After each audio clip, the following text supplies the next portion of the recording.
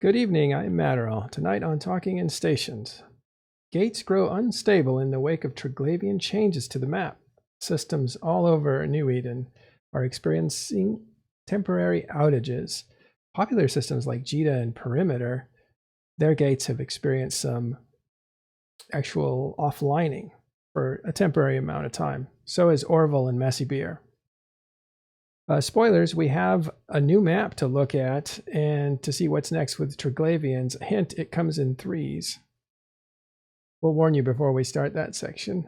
And yesterday we saw the third Keepstar dropped and destroyed in Delve. 4,500 pilots piled into 319 TAC 3D system and fought for over 4 hours. When the smoke finally cleared, the Imperium had accomplished their objective, even though Pappy still held the field.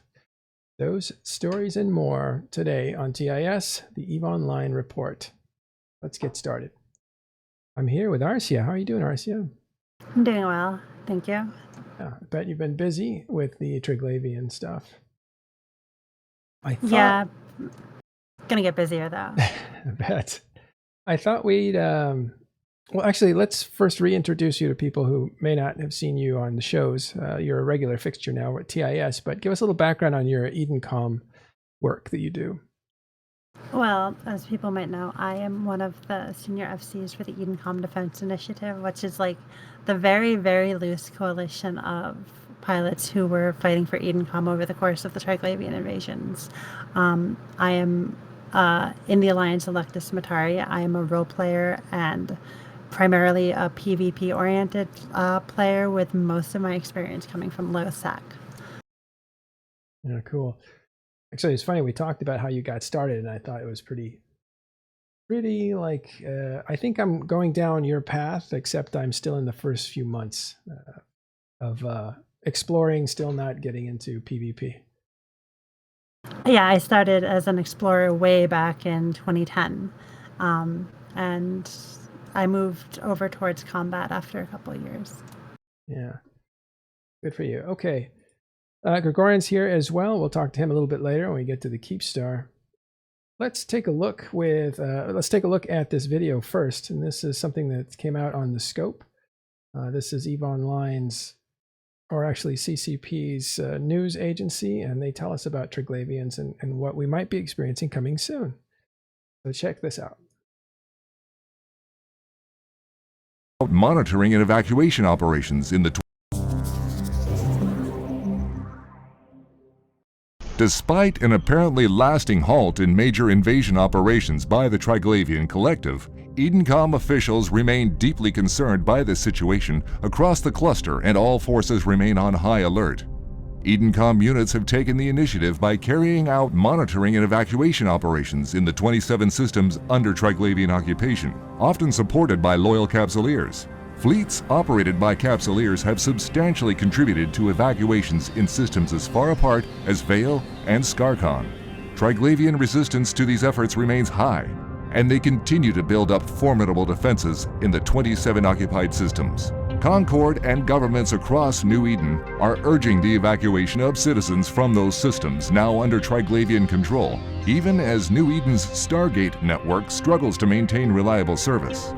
It is now clear that for the past few weeks, the Gate network has been suffering intermittent but visible power fluctuations. While Concord and EdenCom had not commented directly for many days, the increasing frequency of the fluctuations moved the Secure Commerce Commission to confirm that it is investigating the situation as a matter of urgency. The precise cause and mechanism of the fluctuations has not yet been determined. However, scientists in public institutions across New Eden agree that the tremendous changes to stars in Triglavian-held systems are very likely the root cause of these gate anomalies. If we assume the frequency continues to rise at the same rate and extrapolate forwards, it seems inevitable that the fluctuations will begin to severely affect the stability of the gate connections. If the phenomenon does not stop soon, it's likely that the Stargate network of New Eden will experience a major, perhaps catastrophic event in 3 to 4 days' time. While the functions of Stargates, jump drives and so forth are well understood in theory and practice, It should be remembered that there are many open questions as to the fundamentals of space-time mechanics and dimensional interconnections. Triglavian FTL conduit technology operates in a manner which is clearly related to stable wormhole formation and transit, but it is sufficiently different that we do not fully understand it yet. Naturally, many theories do exist on the subject, but none are comprehensive enough to fully explain the different realms of space which arise from extreme space-time topologies, phenomena such as dead space pockets and abyssal dead spaces. What we are seeing across the gate network is a novel phenomenon, but we know from the Selene incident, Caroline Star, metaliminal storms and archaeological evidence of ancient catastrophes, it is possible for powerful effects to cascade through gate networks or cause wide-scale wormhole instability. Ultimately, in order to protect the wider network, we may be forced to disconnect the gates leading to Triglavian-held systems. Despite the looming threat of a Stargate crisis, Edencom's Provost Marshal Cassia Vulcaneer has emphasized that the threat from Triglavian forces remains high. Marshal Vulcaneer has commended Capsuleers loyal to Edencom for their efforts across almost 200 star systems invaded by the Triglavians. Orders have been issued to monitor Triglavian operations in occupied systems, disrupting them where possible. Even so, the main effort for Edencom and Empire regulars at this time is focused on evacuating civilians out of occupied systems. This monumental task has been carried out with significant success in low-population systems, and particularly those where Triglavian world arcs have been repelled. However, fears continue to grow over the fate of those on the most heavily populated occupied worlds. This is Alton Hovery, reporting for The Scope.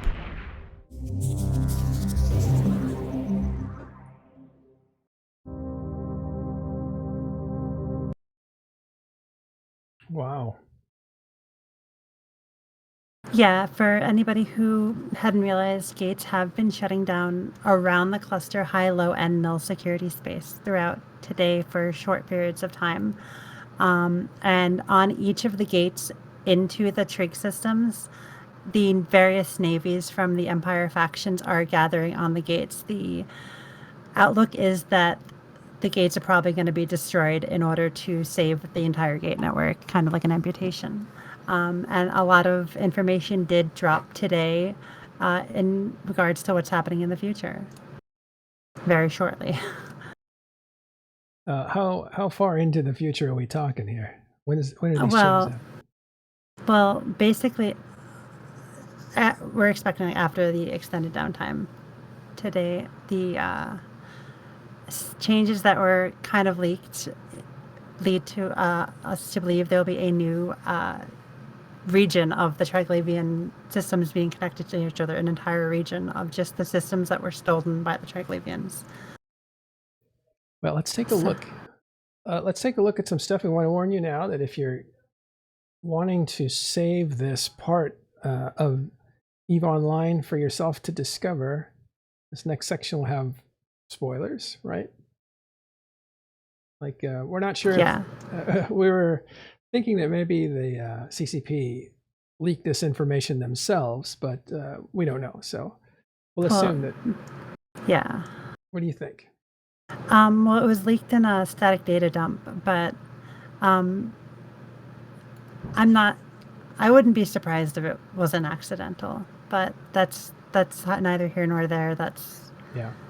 I think with the whole speculation show yesterday that we did, and then leaks today, right after the speculation happened, it seems like a convenient time for me. Might be a way of preparing players to unravel things, and so some players can explain it to other players, maybe. I don't know. But in any case, this is going to contain spoilers if you want to save it for yourself. But we're going to go into it because this is not official yet, but it came out today. So we'll look at this map here, or maybe this version here. So what do you think we're looking at? And can you start us with like what the gate fluctuations mean? All right. So the gate fluctuations were due to instabilities in the gate network caused by the liminal systems, the systems that drop to final liminality. What's happening to the stars in those systems are disrupting not just the gates in that system, but the entire gate network. So we were getting temporary outages throughout everywhere. So what looks like is going to be happening is the gates will be destroyed for all of those regions, so there'll be no K-space connections to any of the Triglavian controlled final liminality systems. Instead, there'll be Triglavian gates in between the systems. 3 constellations of 9 systems each one belonging to one of the clades, which are the subgroups within the Triglavian collective. The Svrarog clade, which is the warlike clade, the Veles clade, which is the very diplomatic clade, and then the Perun clade, which is like the scientists, like the really smart clade, right? So all these will be connected to each other with gates that we believe will be using Triglavian standing. So if you were a Triglavian friendly player, this region might be easier for you to traverse. But getting in and getting out of this region will be used via filaments. New types of filaments were found in the files that were leaked today. Ones that take you between K-space and the Triglavian space. Both filaments both in and filaments out, in addition to new wormhole types that we expect are going to lead to Triglavian space.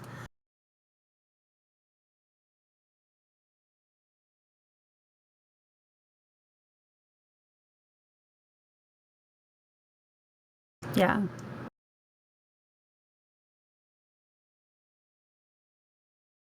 Yeah. Each of the clades seem to prefer one empire's systems. Like the Svrarog clade has most of the Amars. Arcia, hold on. I totally screwed up. I muted so I could adjust my mic and forgot to unmute. It happens. All right. So let me bring that question back up. What we're looking at is 3 different clades, 3 different colors on this map. And these are systems that were part of different high-sec or empire space. They could have been low-sec too, I suppose. And yeah, low-sec. Low-sec too. Okay, so high-sec, low-sec. And they've been stitched together in a different way. And so this is one clade, another clade, and a third clade. And you can imagine that a clade is like a tribe or something like that. Right. And they each have like capital systems? Yeah, you see the systems on the corners where it's like a triangle. Like Niarja is the capital of the Svrarog. Archie will be the capital of the Veles. And Kino seems to be the capital for the Perun. And each one of these capital systems have kind of like a station that's big enough to dock world arcs at. So like a giant station, in addition to the stations that were in the systems, although they have no more agents and they're now owned by the Triglavian Collective. Each one of the 3 clades seems to prefer systems from one empire or another. You see all of the Amar systems are in the Svrarog clade's domain, whereas all but one of the Galente systems are in the Veles clade, and Perun clade's area tends to focus on Kaldari systems. Minmatar didn't lose enough systems for anybody to really focus on them. Thanks to you. Not just me, but I helped. It's not lost on me. These capital systems create another little triangle inside of the triangle. Interesting. And it's not surprising that Niarja was picked as the capital, right? Yeah. And so these systems, are they going to be, what's the security setting inside this area of space now? I don't think they're changing from what they are. What remains to be seen is, are they going to revert to normal null security rules with bubbles and bombs and all that, or are they going to stay as they are with the fake null rules? Right. But even with the fake null rules, you should be able to fight anybody. No matter what happens, you're going to be able to fight people here. Yeah. So you can like, duke it out. Yeah. Right? So who's, go ahead. No, go ahead. Who's going to live in this area?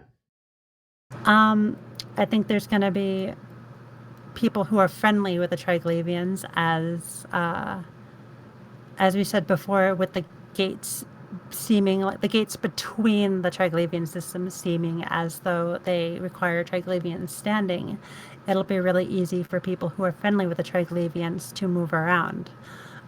People who are not friendly with the Triglavians will likely be coming here to shoot Triglavians.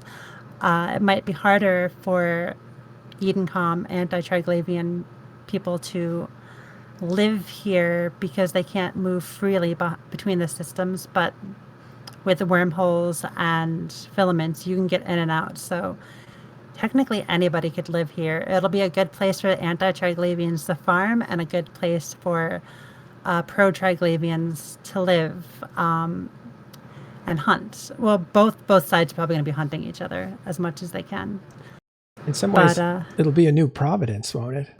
It'll be a chance for Edencom to invade the Triglavians back. Yeah. Right. Because well, they took our systems and now they set up their own little land, so it's time for us to invade them, I think. Right. They kidnapped these systems, essentially, turned it into their own little subculture. It's their own region of formerly Empire systems. Yeah. It's very interesting. So how do you get in and how do you get out if all these gates close down or are going to, we assume, close down? As I said, there's new types of yeet filaments. You filament in via border internal home filaments, like systems that might go to the border between two of the clades, systems that go to internal, filaments that go to internal systems at random, and systems that randomly go to one of the, filaments that randomly go to one of the capital systems.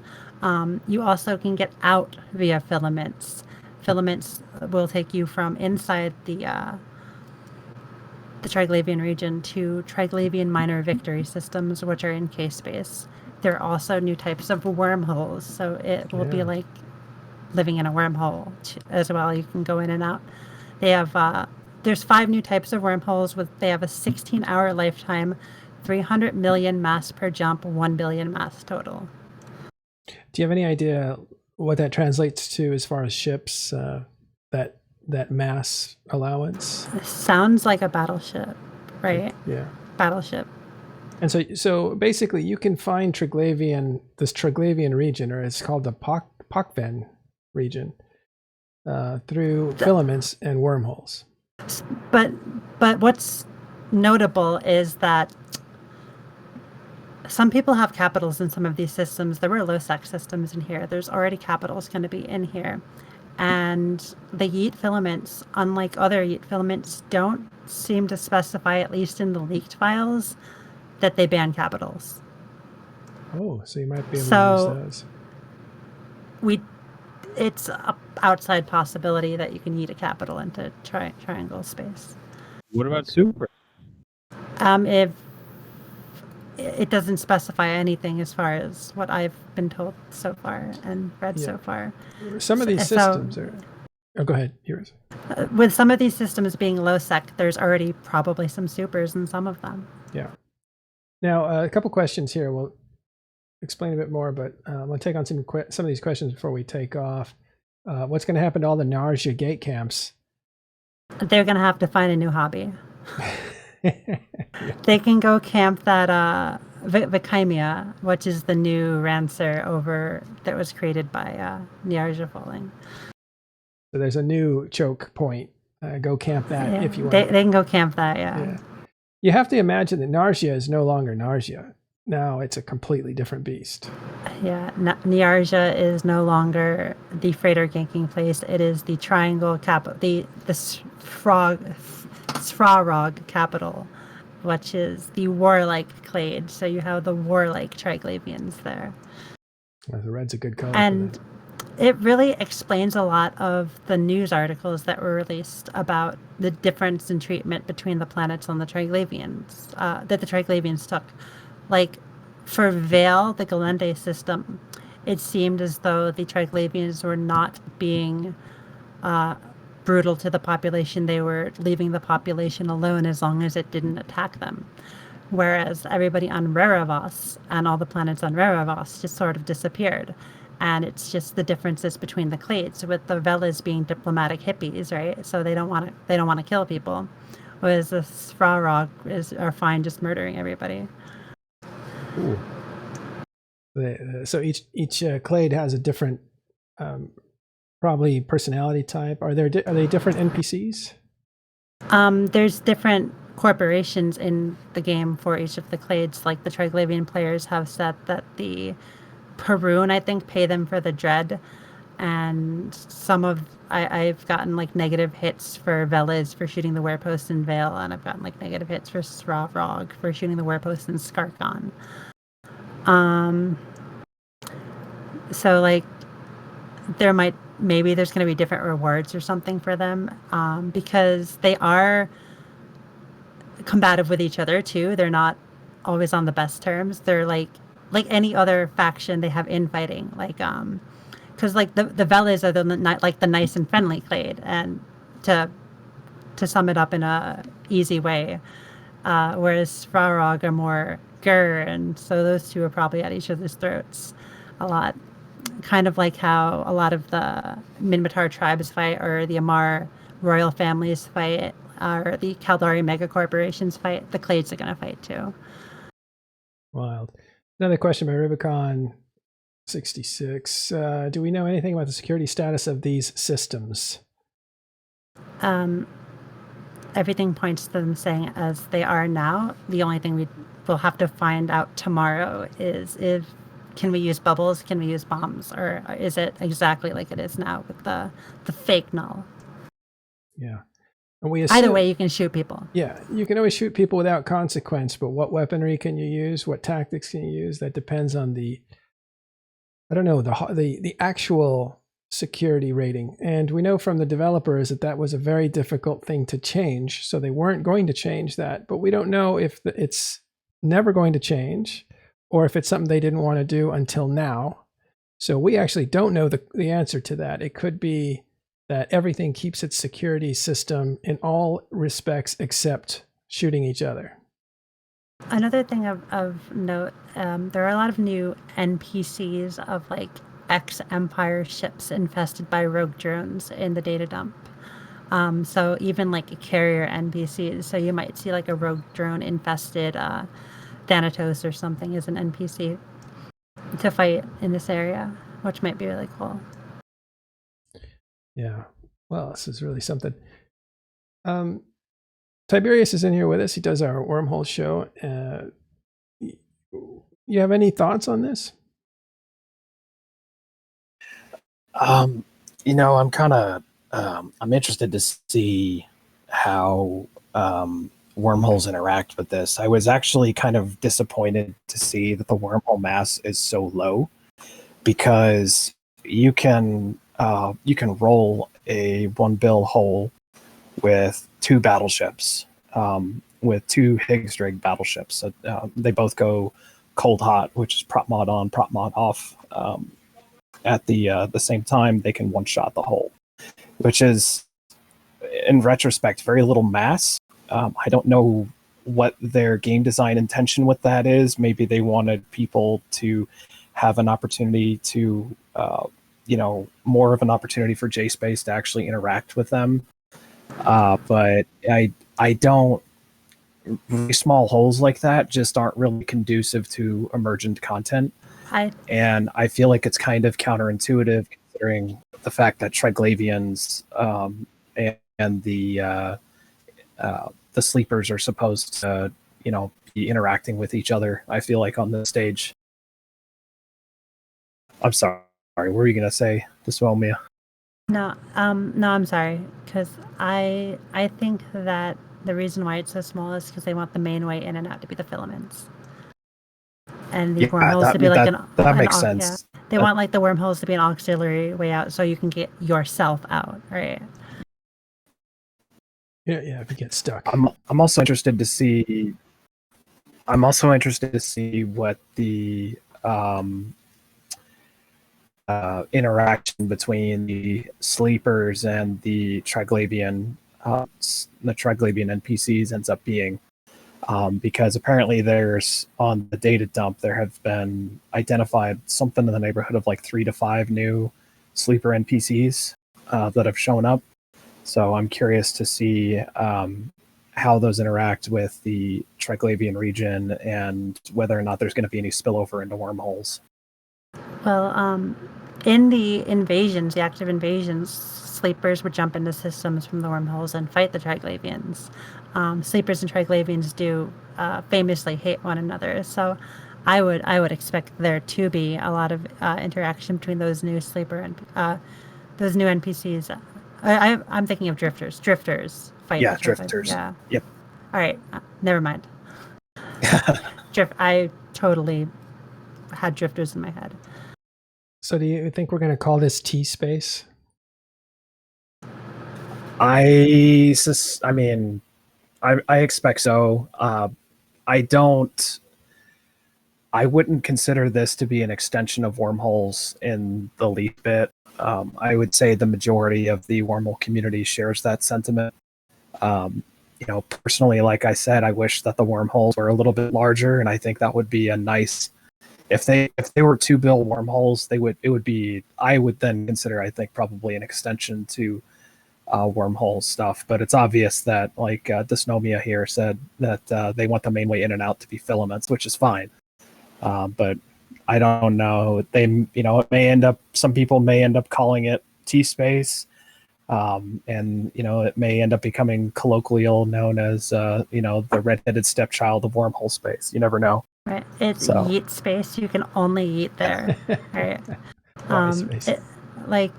It's not abyssal space because that's the filaments where you're like alone and such. But yeah, I'm sure people will settle on something. Yeah. So this is interesting. To wrap it up today, we've had what looks like a warning sign of the gates collapsing. They've been losing power on and off all day long in different regions, different gates. And tomorrow, as the patch arrives, we expect something completely transformative to the EVE Online map. Certain systems that have been conquered will lose connection to the usual paths and create connections to each other, creating a whole new region, essentially, that will belong to Triglavians, and it's divided up into 3 clades with 3 capital systems. And you can yeet in and out using those, we'll call them potions or whatever they are. Filaments. Yeah. What are they? Permits?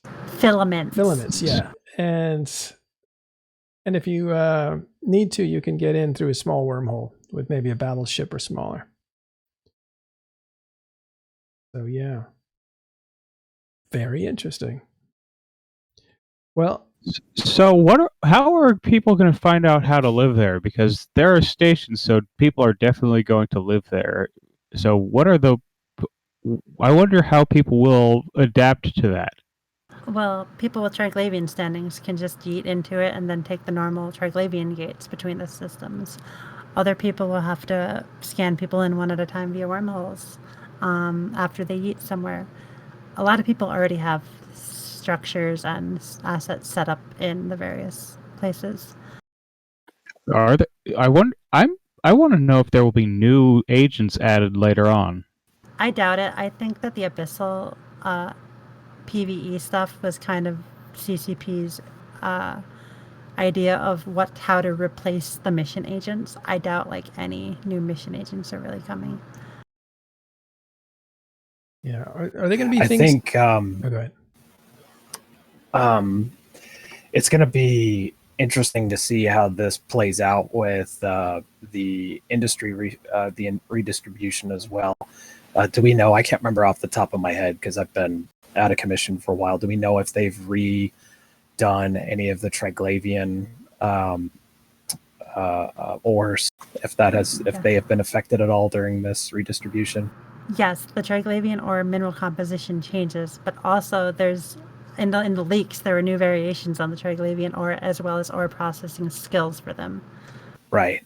So I'm wondering how this might affect the mineral market as well. It's just kind of more speculation because they will have access to it. The Triglavian aligned people will definitely have access to it. Yeah. I believe they took Morphite out of Triglavian minerals altogether, completely. Yeah, but I think we're going to see if the minor victories and the fortresses still have the Talassonite. I would expect to see the 2 higher tiers of ore only in the Triglavian space, but Talassonite could go either way in the Edencom victories and the Triglavian minor victories in K-space. Yep. All right, one more question. Somebody asked that will there be any connections to old systems? And I think the answer is no. This is completely an isolated triangle, right?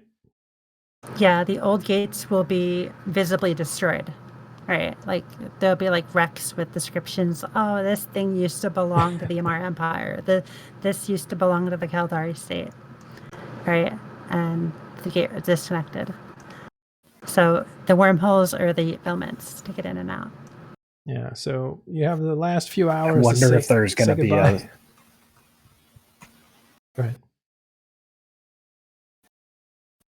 I wonder if there's going to be like a storyline thing that happens where like there's an event tomorrow where the gates get shot, kind of like when the princess of Amar, the Amarian Empire, Empress, was Jamel. destroyed by the sleepers.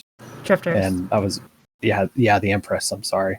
Yeah, so I wonder if that something similar would happen where they just start going through and blowing up those gates. That would be pretty cool. So the navies are already congregating on each of the gates to the Triglavian systems. It looks like they're preparing to blow it up as we speak. Okay. Yeah. You can see all the Navy NPCs, like the Republic fleet and the Federal fleet and the Imperial Navy. I heard today that some Triglavians were actually fighting those Navy fleets. That ring a bell? Did you hear that at all? Yeah, I heard that they pinged to go fight some. I heard that at least one of the groups that was attacked, the NPCs won, but I don't know. I'm sure people killed a bunch of the NPCs. It's like way back when they had the Amar and the Minmatar NPCs all on the gates in the war zone after the news event about it. A lot of players showed up and killed the NPCs. I'm sure it happened again. So do you think that do you think structures will be able to be put up in here, and how do you think players will live in here that were Triglavian sympathizers? I think structures will be put up, and in addition to the ones that already are, and I think the former stations are still around to live in, the NPC stations. Just owned by the Triglavians now. Okay. So it'll be much like it is in New Eden. It'll just be isolated. Yeah, it's kind of like a isolated thing with unique PVE areas and a few different mechanics. Maybe a space without bubbles and bombs, but without gate guns too, I guess. I don't know. Yeah. Oh, there are no gate guns. Right. Yeah. Without gate guns. Right. Okay, cool. Well, we'll have more information when this becomes a reality tomorrow. This is all done on research. We'll see what actually happens after downtime. And remember, downtime tomorrow is the October patch, which means you may see the resource redistribution actually happen tomorrow. We're not sure. It wasn't announced for this update. It was just the middle of October, so we don't know if it's tomorrow or maybe next week. But somebody brings up a good point. They wonder if we have local, because the fluid router networks are maintained by Concord all throughout all high, low, and null space. So if Concord's not there to maintain the fluid routers, maybe we don't have local in this space. Ooh, a blacked out space. Blacked out space, it's more dangerous. It's free for all. You can kill each other if you want. That sounds like a pretty good plan. Like, I think as far as lore-wise goes, if Concord can't get there to maintain the fluid routers unless the Triglavians start to do it, there shouldn't be local. But nothing in the patch notes say that one way or another. Well, I'm thinking it just makes sense development-wise. You do this blackout for nullsec, right? They didn't black out lowsec. It was just nullsec. And people flipped out, and they said, okay, maybe we went too far. Let's actually, later on, create a space where this can happen. That seems like it would be a logical next step for them. So we'll see. Well, thanks so much, RC. I appreciate it. Hang out if you want. We got about 10 more minutes left. Next, we're going to take you to some beautiful photography from Razorian, and this is the fight that happened Sunday. It's a big fight. I hate when I do this because it flips out like crazy. Yeah, I'm going to do that.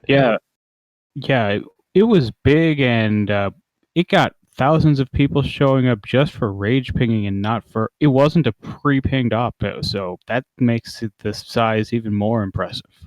Yeah, so what happened is that the the consolidated forces of Pappy decided to drop a new Keepstar, not in FWST this time. They put it in a different system called 319 TAC 3D. And as soon as they dropped it, it was detected, and the Imperium started to attack it, therefore freezing it, and then it became a battle over the life of that Keepstar, a battle that the Imperium would go on to win 4.5 hours later, but not before losing about over 700 billion in ships.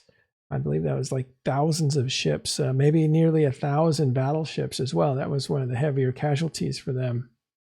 And this is the third time that a Keepstar has been dropped in Delve and has been destroyed.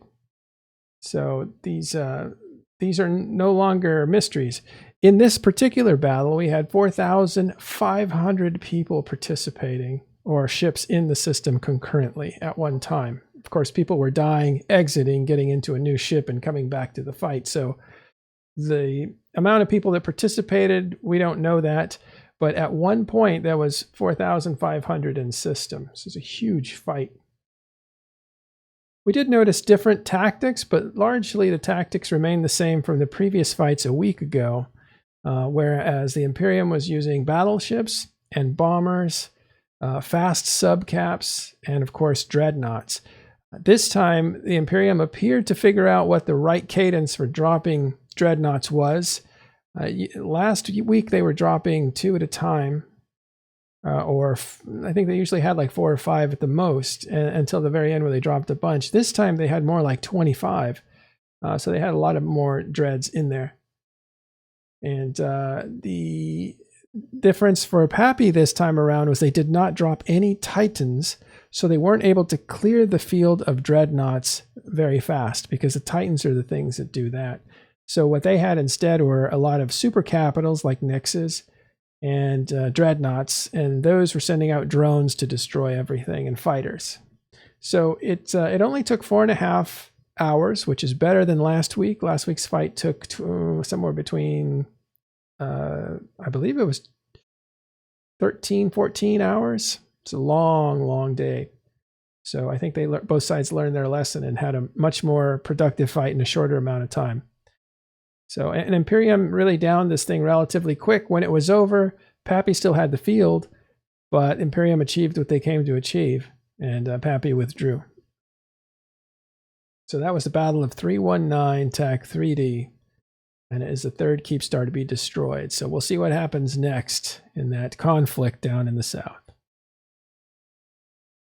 All right, I'm sure there's other bits of news in there. Do you have anything else before we go, Gregorian?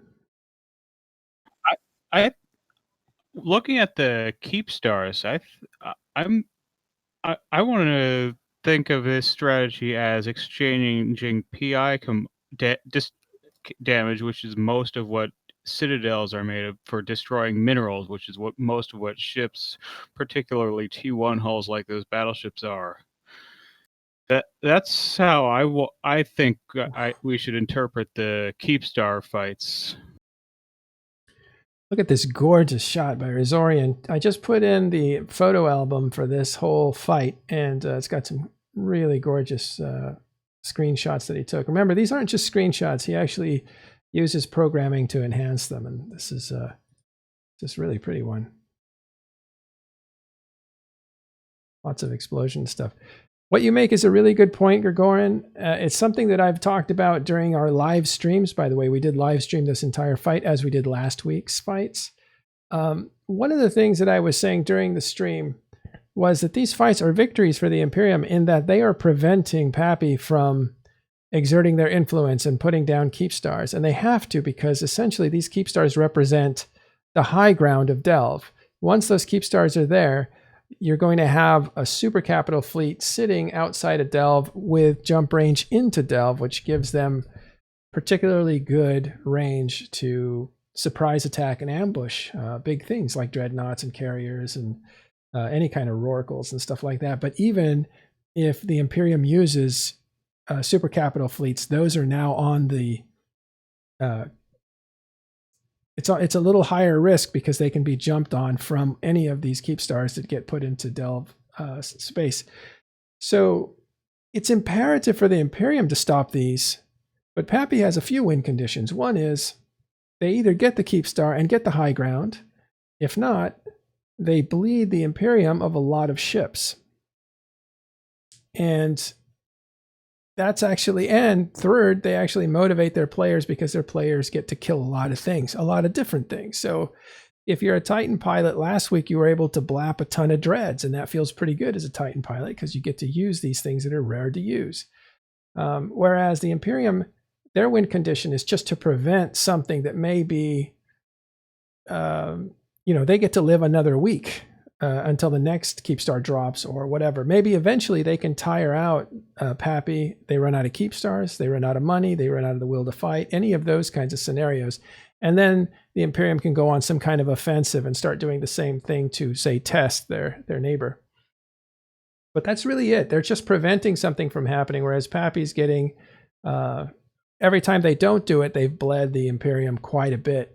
So when you have fights that lead to 700 billion for a keep star, that's a really bad exchange as far as straight money and resources go. As Gregorian was saying, mineral resources that build ships are becoming rare and more expensive, whereas planetary items and some resources, but mostly planetary items, have not been affected by any of the scarcity. So that stuff is still being sold much like it was before. In fact, you actually have a little bit of prices lowering because people are taking down their structures that are extra, that they don't want, because they don't want to fill them with cores and have to invest more money into a risky situation. So people are bringing down their structures, putting them on the market to sell to other people. And that means that the materials that would have been used to make those smaller structures are now on the market too, not being used, and those can be used to create the biggest structure, the keep star. So you can see there's a little bit of softness in that market, whereas minerals are starting to fight their way to climb up. And that's a bad dynamic for the Imperium.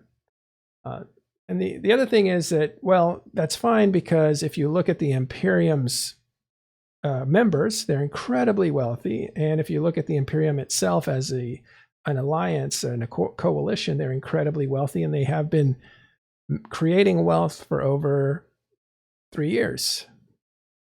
So, and that's one way to look at it, but that is the key. Do they have endless amounts or nearly endless amounts of materials that they can build from, and can they keep up this resistance indefinitely, or for as long as it takes? And that's the key that we don't know.